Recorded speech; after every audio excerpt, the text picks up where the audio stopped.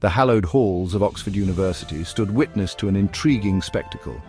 Mamata Banerjee, the fiery Chief Minister of West Bengal, graced the stage at Kellogg College. Her presence was an opportunity to articulate her vision for inclusive governance and women's empowerment. However, whispers of dissent began to circulate. A group of students, galvanized by political unrest, prepared to confront her. The stage was set for a clash of ideologies. Banerjee, a seasoned politician, faced a contingent of students ready to challenge her. The air crackled with anticipation. As Banerjee took to the podium, her presence commanded attention. Little did she know that the tranquil facade of the occasion was about to be shattered. Banerjee's speech, titled "Empowerment of Women in Bengal and Its Success," sought to illuminate the strides made under her leadership. She spoke of her government's commitment to uplifting women from marginalized communities, highlighting flagship schemes like Swasthya Sathi and Kanyashri. These initiatives, she emphasized, were not mere policy measures but embodied her vision of a society where women were empowered to become agents of change. The Chief Minister's words painted a picture of progress. She spoke of increased access to healthcare, education, and economic opportunities for women.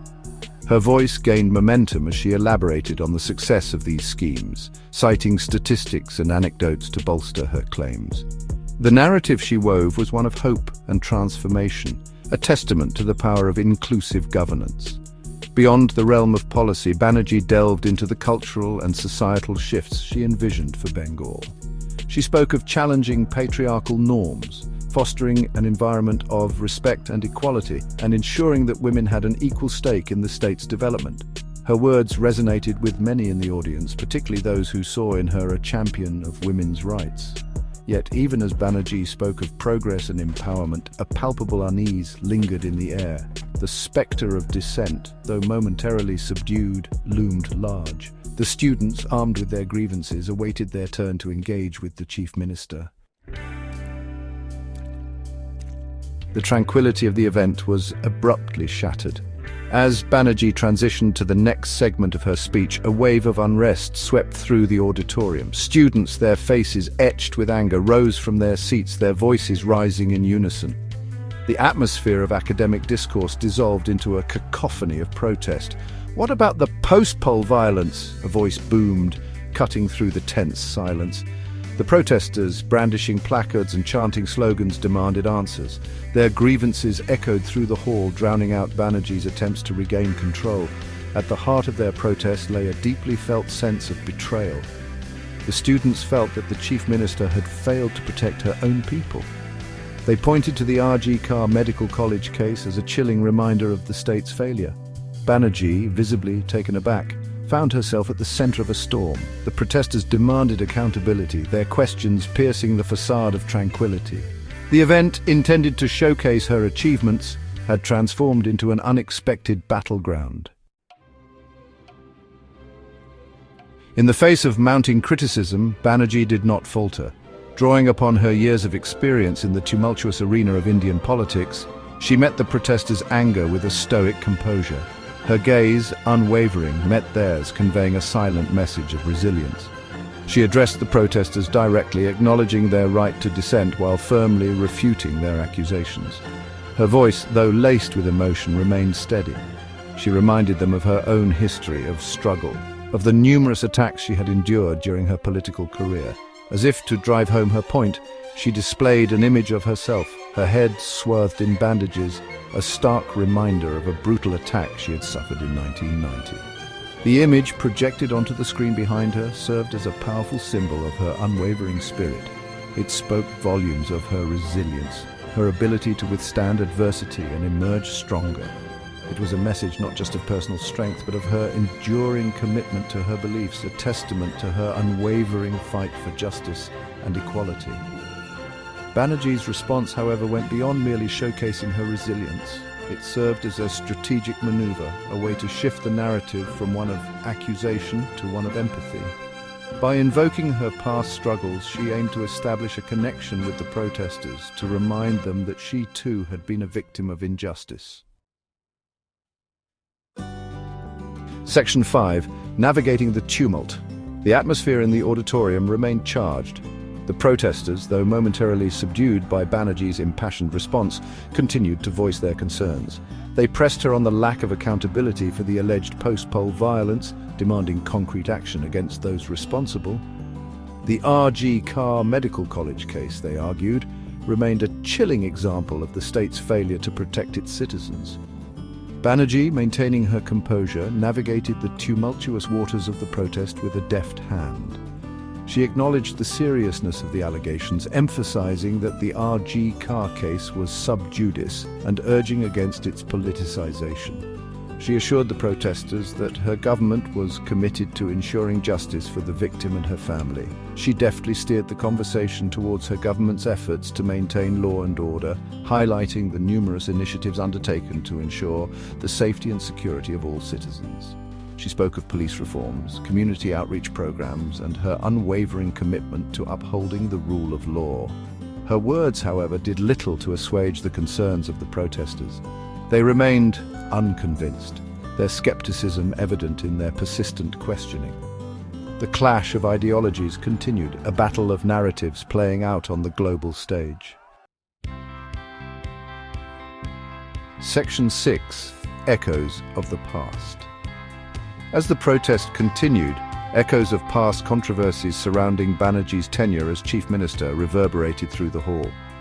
Accusations of stifling dissent, curbing freedom of speech, and targeting political opponents resurfaced, adding fuel to the already volatile situation. The protesters, emboldened by the platform and the attention their actions had garnered, raised these issues with renewed vigor. They pointed to incidents of alleged police brutality against student activists, the curtailing of student elections, and the suppression of dissenting voices within academic institutions. These incidents, they argued, painted a disturbing picture of a regime intolerant of criticism. Banerjee, however, remained unfazed. She countered these accusations by highlighting her government's commitment to democratic values, pointing to the vibrant civil society and the free press that existed in West Bengal. She argued that her government had always been open to criticism, but that dissent should not be equated with disruption or violence. Section 7. A spectrum of reactions. The events at Oxford sent ripples through the political landscape of India. Reactions to the protest and Banerjee's handling of the situation were swift and varied, reflecting the deep polarization that characterized Indian politics.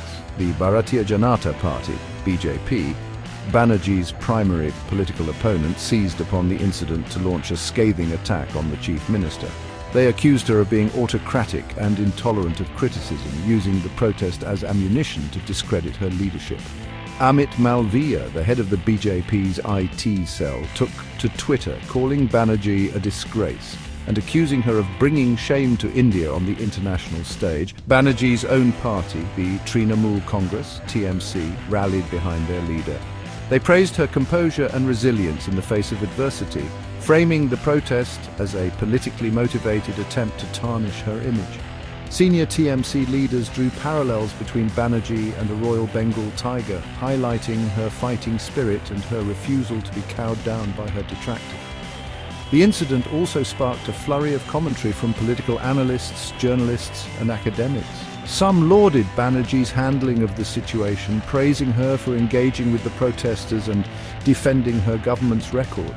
Others criticized her for being defensive and evasive, arguing that she had failed to adequately address the concerns raised.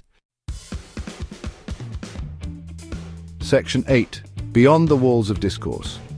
The implications of the Oxford incident extended far beyond the confines of the auditorium. The protest, widely covered by both Indian and international media, brought the political climate of West Bengal under intense scrutiny. It raised questions about freedom of speech, political intolerance, and the state of democracy in India. The incident also had a significant impact on Banerjee's public image. While her supporters lauded her resilience and her commitment to her beliefs, her detractors seized upon the incident to paint her as autocratic and out of touch with the concerns of the people. The protest served as a stark reminder of the challenges faced by leaders in the age of social media, where information spreads rapidly and narratives can be easily manipulated. It highlighted the importance of transparency, accountability, and open dialogue in maintaining public trust. Section 9. The unfolding narrative. As the dust settled on the Oxford incident, it became clear that the event was not an isolated occurrence, but rather a chapter in a larger unfolding narrative. It reflected the growing polarization within Indian society, the increasing intolerance of dissenting voices, and the challenges faced by democracies around the world. The incident served as a stark reminder of the fragility of democratic institutions and the constant need to safeguard them from forces that seek to undermine them. It highlighted the importance of dialogue, empathy, and a commitment to finding common ground in an increasingly divided world. The events at Oxford left behind a complex legacy, one that will continue to be debated and analysed for years to come. It served as a reminder that the pursuit of justice, equality, and freedom is an ongoing struggle, one that requires constant vigilance and unwavering commitment.